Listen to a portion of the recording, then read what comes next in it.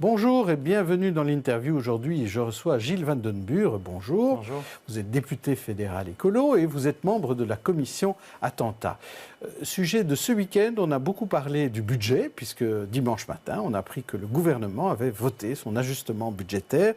Pas de nouvelles taxes, a annoncé le gouvernement, alors...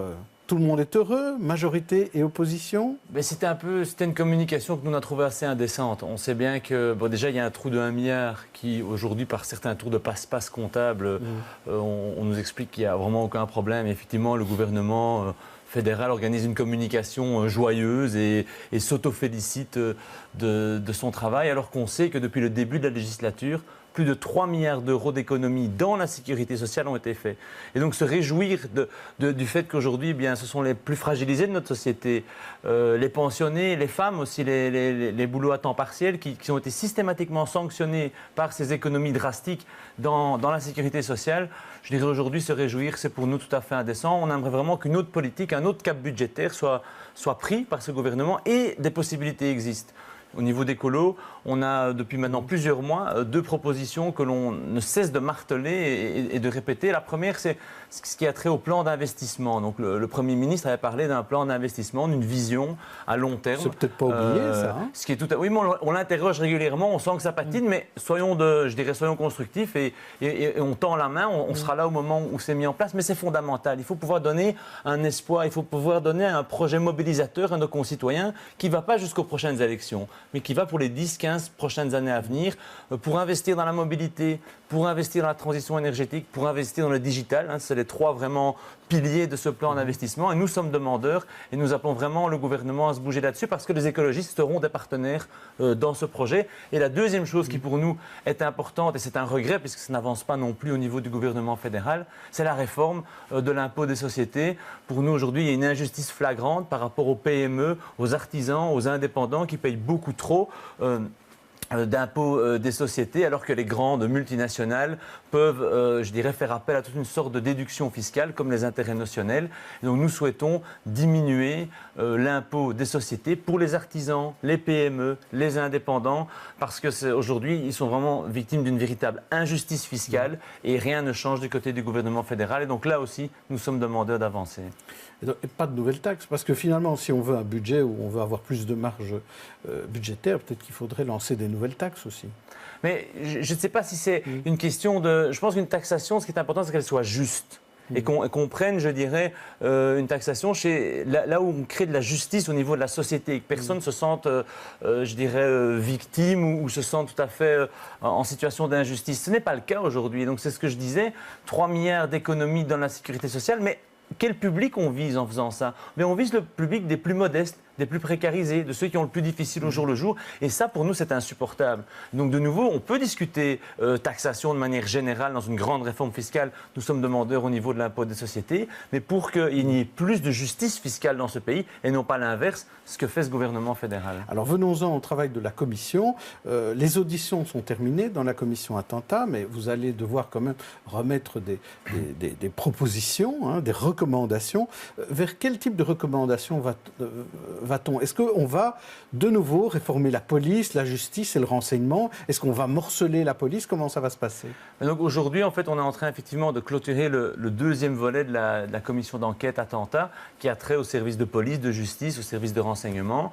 On est en train de rédiger, en fait, de discuter des conclusions, des recommandations qui vont être publiées d'ici la fin du mois d'avril. Et c'est vrai qu'on est encore en pleine discussion. Ce qui est certain, c'est qu'en tout cas au niveau des écologistes, il y a des choses à faire évoluer, que ce soit en termes d'échange d'informations, que ce soit en termes de structure aussi, pour que les structures de renseignement, les structures d'échange d'informations soient plus efficaces. Ça, je pense que c'est un constat qui est partagé par tous et donc on avancera là-dessus de manière constructive. Par contre, effectivement, si la tendance ou l'idée serait de continuer à morceler ou d'émietter encore plus les compétences, que ce soit vers une décentralisation à outrance, que ce soit vers une régionalisation de la justice ou de la police, certains en parlent, eh bien pour nous, c'est quelque chose qui va vraiment dans le mauvais sens. Nous nous opposerons vraiment à ce type de réforme parce qu'on pense qu'il faut justement des services centraux forts pour pouvoir répondre, que ce soit en termes d'information, en termes de sécurité, je dirais au niveau national, d'échanges avec les autres pays. On l'a bien vu dans les auditions, c'est fondamental. Et parfois, justement, ce qui manque au niveau belge, c'est cette coordination entre différentes institutions, différents niveaux de pouvoir pour pouvoir répondre à des collègues étrangers, à des informations qui viennent de l'étranger. Donc pour nous, c'est vraiment un point fondamental, c'est de ne pas poursuivre cet émiettement parfois des responsabilités qu'on peut voir et au contraire avoir une restructuration qui réponde aux besoins actuels et donc aussi à une centralisation forte de certains services. Alors pour Yann Yambol, le ministre de l'Intérieur, le pays est plus sûr aujourd'hui et il nous disait il n'y a pas très longtemps qu'il fallait s'adapter sans cesse aux stratégies terroristes. Je vous propose de l'écouter. Au début, c'était vraiment des gens qui allaient en Syrie, en Irak, qui étaient formés là-bas et qui revenaient et qui faisaient des attentats. Depuis lors, l'été dernier, on a vu ce qu'on appelle des loups solitaires, des gens qui sont inspirés par IS et qui font des actions sans connaître quelqu'un, leur propre initiative. Donc aussi, IS change le modus operandi tout le temps. Donc nous devons adapter nos mesures à ce changement de comportement aussi d'IS. Est-ce que ça veut dire qu'il faut aussi moderniser nos polices et nos moyens technologiques de faire des enquêtes? Mais c'est vrai qu'on a vu des évolutions, les experts nous l'ont expliqué dans les auditions en commission d'enquête. C'est vrai qu'aujourd'hui, on a beaucoup le plus grand danger, quelque part, c'est effectivement ce qu'on appelle les terroristes qui sont ici et qui n'ont jamais été en Syrie, qui ne comptent pas y aller, mais qui, via Internet, via des recruteurs qui opèrent dans les quartiers, je dirais, vont se faire attirer par les sirènes de haine de Daesh. Et c'est sûr, aujourd'hui, la menace, ou en tout cas l'attention des services, est plutôt tournée vers ce type de profil. C'est un fait. Et donc, c'est vrai qu'il faut prendre des mesures adaptées à ce type de profil. Et c'est pour ça que nous demandons aussi, et c'est quelque chose qui, pour l'instant, nous manque aussi dans les conclusions, dans les débats autour de la commission d'enquête, c'est vraiment pouvoir massivement investir dans la prévention. Dans la prévention par rapport au radicalisme, évidemment, c'est-à-dire être présent sur le terrain. Ce n'est pas déjà le cas ? Je pense que c'est le cas aujourd'hui, mais de nouveau, pour faire face je dirais, aux nouveaux défis qui sont en face de nous en matière de radicalisme, il faut plus de moyens, plus de moyens humains aussi, donc financiers, humains sur le terrain, parce que si on n'est pas sur le terrain à côté de ces jeunes qui potentiellement peuvent se faire influencer, peuvent se faire embrigader par, de nouveau, les sirènes des recruteurs, les sirènes de Daesh via Internet, eh bien, je pense qu'on rate vraiment l'objectif, on rate vraiment, je dirais, l'objectif de tout ce travail qu'on fait presque depuis un an, si on ne se rend pas compte que c'est par la prévention aussi qu'on va pouvoir lutter contre le terrorisme de manière durable, c'est-à-dire à long terme. On se demande aussi pourquoi vous n'arrivez toujours pas à vous mettre d'accord sur ce débat de la garde à vue. La durée de la garde à vue, c'est 24 heures pour l'instant, et la majorité pense soit de 48 heures, soit de 72 heures, et on a l'impression que ce débat n'avance pas. Pourquoi ? Mais je pense que déjà, il y a eu vraiment un problème dans la méthode de la majorité du gouvernement fédéral.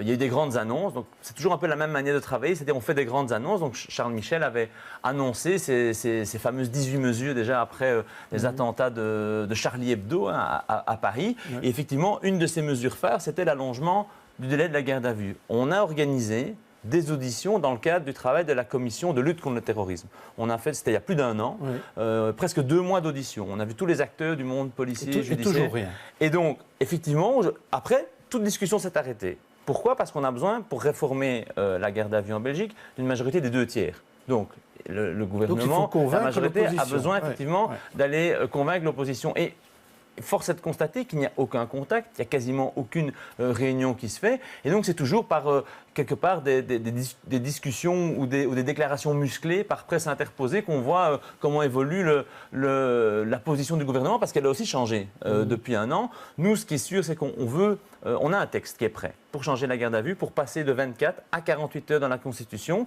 Pour nous, par contre, un élément très important qu'on souhaite ancrer dans la Constitution, c'est qu'un juge puisse se prononcer après 24 heures, pour éventuellement prolonger d'une deuxième période de 24 heures. Et élément aussi important, pour nous, ça doit être le maximum. On ne peut pas, via une loi ordinaire, encore prolonger à 72 heures pour des faits uniquement de terrorisme. Et ça, c'est la thèse du gouvernement. Vous allez encore discuter pendant quelques semaines, voire plusieurs mois sur ces textes-là, si je le comprends bien. Nous, notre avis, il est là, notre texte, il est prêt, on est prêt à discuter, mais il faut aussi respecter les auditions qu'on a eues et, je dirais, écouter l'ensemble des acteurs autour de ce dossier. Alors, il faut beaucoup parler des victimes aussi maintenant. Et certains, j'ai reçu un message d'Alexandrine et qui se plaignait qu'on parlait trop de ces attentats du 22 mars et elle dit... Son idée, c'est et si le 22 mars, on prenait tous le tram ou le métro, si on tendait la main à une personne avec laquelle on pense n'avoir aucune affinité, et si on se transportait tous en commun pour une fois. Ce serait une belle image finalement, ça. Mais tout à fait, je pense que toute initiative citoyenne autour du 22 mars est importante. Vraiment, et d'avoir eu toutes les auditions qu'on a eues, et en particulier avec les représentants, les associations représentant les victimes. Avec les victimes, je pense qu'un moment de commémoration est fondamental. On l'aura évidemment cette année, j'espère qu'on pourra l'avoir. On n'en fait pas trop d'après chaque année. Je pense que c'est tellement important qu'il faut peut-être voir comment et la manière de le faire. Mais le fait de dire à un moment, il faut, au niveau de notre société, parce que c'est notre société entière qui a été touchée, d'abord les victimes évidemment, d'abord leurs proches, mais notre société entière a été marquée par ce drame d'il y a presque un an. Et je pense qu'il est fondamental qu'on puisse à la fois se souvenir, tous ensemble, en société, on doit faire corps pour répondre à cette attaque aussi sur nos valeurs et sur notre vivre ensemble, puisqu'on sait bien que notre vivre ensemble a d'énormes défis par rapport aux attentats du 22 mars, mais à d'autres défis qu'on peut connaître. Et donc c'est pour nous fondamental qu'on puisse avoir un moment de commémoration où on met les victimes au centre de l'attention, au centre des discussions et aussi au centre des commémorations. C'est-à-dire que pour nous, c'est vraiment elles qui doivent dire, voilà, on aimerait que telle ou telle chose se fasse, une action dans le métro, une action symbolique, place de la Bourse. Et je pense que ça, c'est vraiment important qu'on se retrouve ensemble, tous citoyens de tous horizons, de toute nationalité, de toute origine, ensemble autour de ce moment quand même fort que notre société a vécu. En quelques secondes, vous vouliez faire un numéro vert, mettre en place un numéro vert pour les victimes. Pourquoi ? Parce qu'aujourd'hui, on se rend compte qu'il y a énormément encore de problèmes dans les liens avec l'administration, où parfois les victimes sont ballottées d'un numéro à l'autre, d'un service à l'autre. Et notre proposition, c'est effectivement créer un numéro vert 2203 pour pouvoir permettre d'être pris en charge de A à Z, sans devoir passer par d'autres intermédiaires, pour qu'on suive son dossier de A à Z de chaque victime, de chaque proche de victime, pour que ça aille plus vite et que ce soit plus efficace dans l'encadrement des victimes de ce genre de terribles attentats. Merci Gilles Van den Buur. Demain, je recevrai François Skepmans. D'ici là, bonne journée, bonne soirée. Merci.